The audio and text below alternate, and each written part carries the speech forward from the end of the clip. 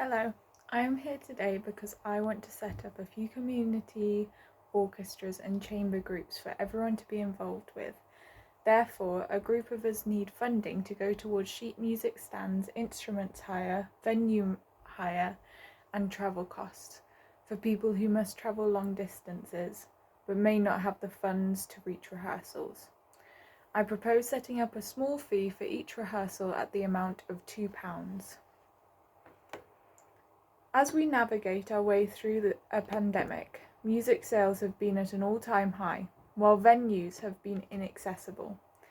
According to the highly regarded record label BPI, there have been more than 155 million albums bought or streamed in 2020, which is an increase of 8.2%. Continuing this theme, vinyl sales are at an all-time high at 4.8 million, which means 2020 was the best year of vinyl sales since 1990. Even the somewhat outdated cassette tape has doubled its sales from what they were in 2003.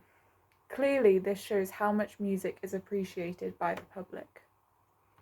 Thousands of years before the internet and the coronavirus pandemic, music was still a very large part of society. It has been around before humans walked the earth, and has developed substantially since. In the Renaissance period, music was mostly part of church music, referred to as sacred. In the Baroque period, music became secular, performed outside of churches, and opera was discovered.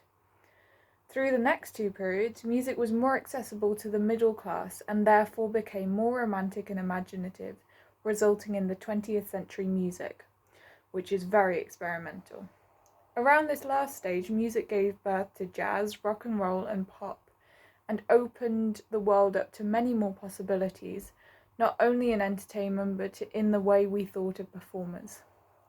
Music in society has always been a rich part of our culture. It gives the world hope, imagination, and peace. Many people throughout history, including kings and queens, have valued music. To let it die because it doesn't have enough funding would be tragic, because it would mean a big part of history and culture would be wiped out, and creative outlets that people rely on every day would no longer be around to escape to. Music, on many occasions, has worked miracles for people's mental health. Nordoff Robbins are a team that use music therapy to improve the lives of people from young and old. A story of a 12-year-old boy who has a duplication of a chromosome, which affects his communication, learning, emotional regulation, and his physical health, has had a tough year. When the Nordoff Robbins team stepped in to provide music therapy sessions, his life changed for the better. He no longer trashes school property, but instead uses music to develop his communication skills to express how he is feeling.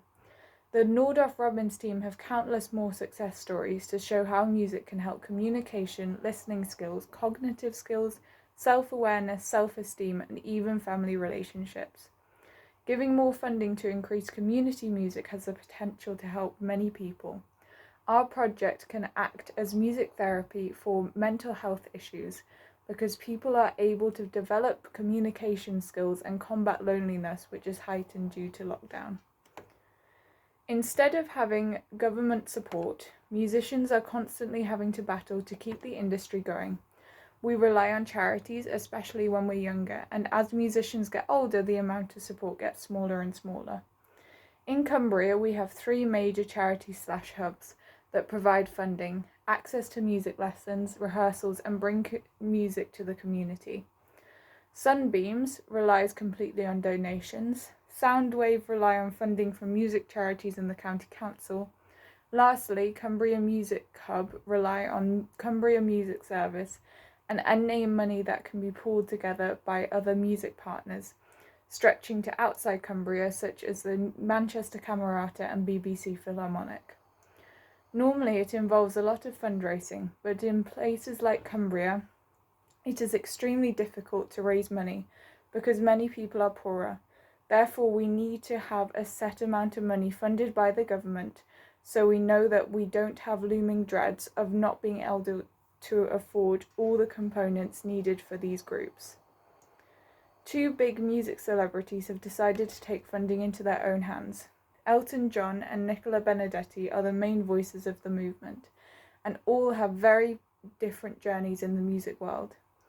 Rock and roll legend Elton John went through his early music years in the Royal Academy of Music in London, where he played piano.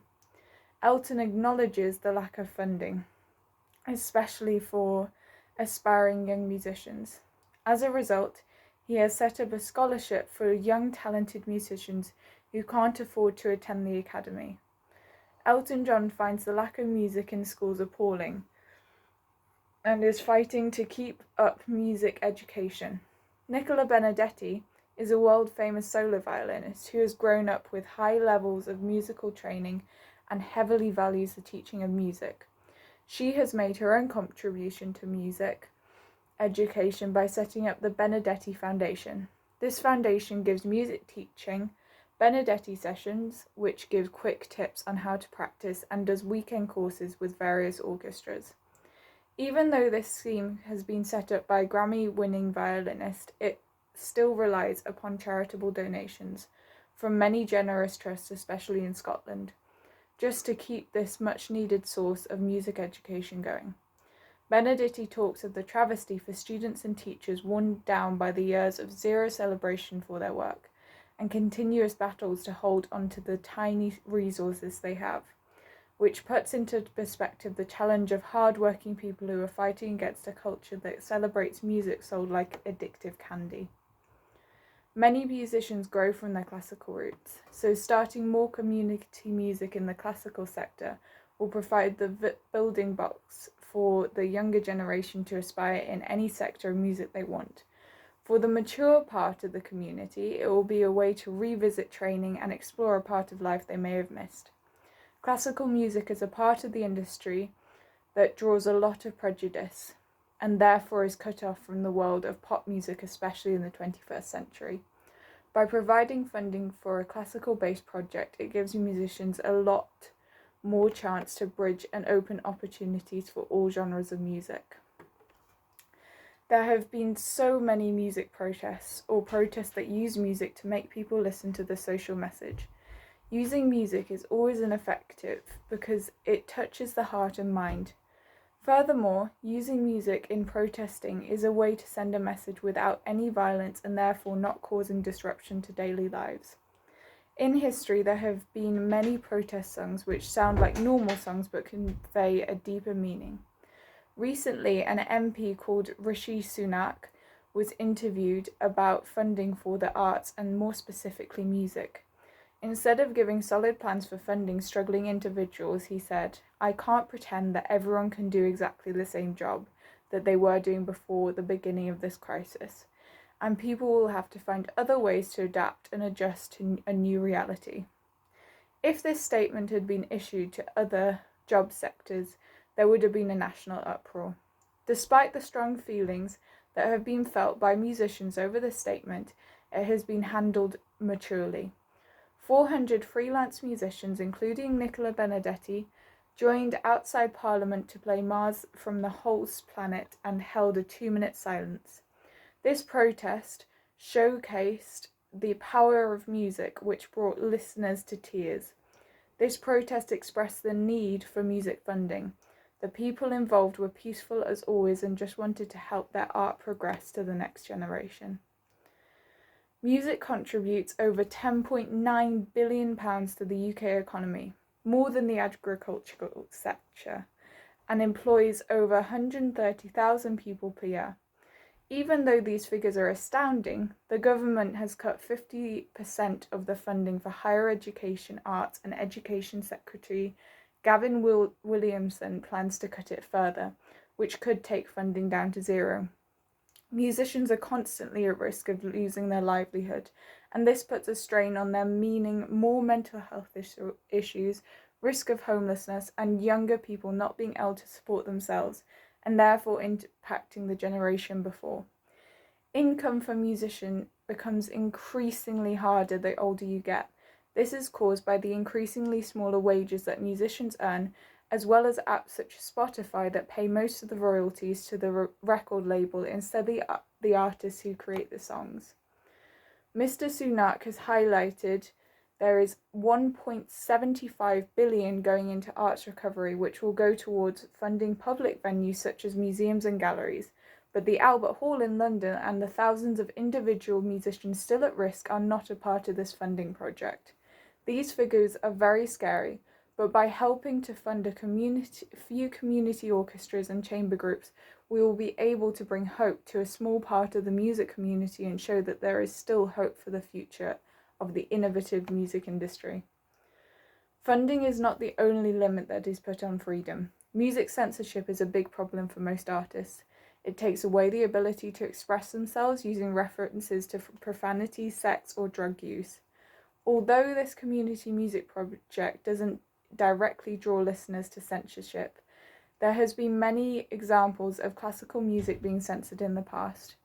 During China's Cultural Revolution, all Western music was banned, including Brahms, Beethoven, and Bach, and several composers in the Soviet Union, such as Stravinsky and Shostakovich, had their music banned. This takes away freedom of speech, which is a human right. I don't believe that censoring music has any benefits, as it silences people's expression. Although licenses are needed to play live or recorded music in public spaces, there won't be many occasions where it's needed. We will need one to stage live performances in public, but that will only be the case if over 500 people are in attendance. Thankfully, the spaces we rent will be places such as village halls and church rooms that don't require a license to rehearse in. The extra community work we want to do will mostly be based in care homes, schools, hospitals, depending on the coronavirus situation, and possibly churches. These buildings officially don't require licenses, so it won't cause any extra cause for concern. If licenses are needed, of course, we will immediately sort this out because we don't want to cause any disruption to the musicians who want to be involved with this project or give any doubt to the authorities who support this idea. In the 21st century, I feel that the most endangered genre of music is classical. Even though classical music has been around the longest, it is now considered quite old-fashioned. Electronic music is becoming more and more popular, and the support for budding classical musicians and composers is rare because of the high prices of instruments in this sector. A good quality instrument for a prodigy player could come in at anywhere from £1,000 upwards. Many try and find organisations to sponsor them to keep up music learning, but with the lack of funding, it is tricky to help a child's future become that of a great performer. For people interested in classical music, this opportunity to play with a group of like-minded players would be a gift because many musicians don't have access to group work or an instrument. Currently, musicians in Cumbria are having to travel south to get the slimmest possibility to be paid for what they do. Cumbria needs music to have a sense of belonging in music society. My personal experience of music has been my life. My first violin teacher set up a small folk group, so her students had the experience of playing in a group and at competitions. This gave me the opportunity that I couldn't find in Cumbria at the time. At the age of 11, I was offered a place at Cheetham School of Music in Manchester, where I was able to be part of a chamber music orchestras and string ensembles, as well as one of the highest levels of music training for students aged 8 to 18 in the country. This was mostly funded by the government, but we also need this available in Cumbria because children here don't have the access to this standard of music education. After this, I joined Kendal College, who demonstrate how much passion means in this county for music. The music tutors on this course work so hard to give us every chance to perform and expose students to high levels of music education, including music history, music theory, and even tech. Kendal offers venues such as Brewery Arts Centre, Bootleggers, Kendal College's Box, and several village halls and churches to continue music performance and rehearsing. One of these venues hosts the Westmoreland Youth Orchestra, which is made up of hard-working members and tutors who all enjoy what they do and rehearse to a high standard. They have big ambitions to set up some other chamber music groups and want to collaborate on this project as well, which would mean the professionally trained teachers in this group would be able to help these new groups. Music in Cumbria is not dying, but without the government's funding, it could.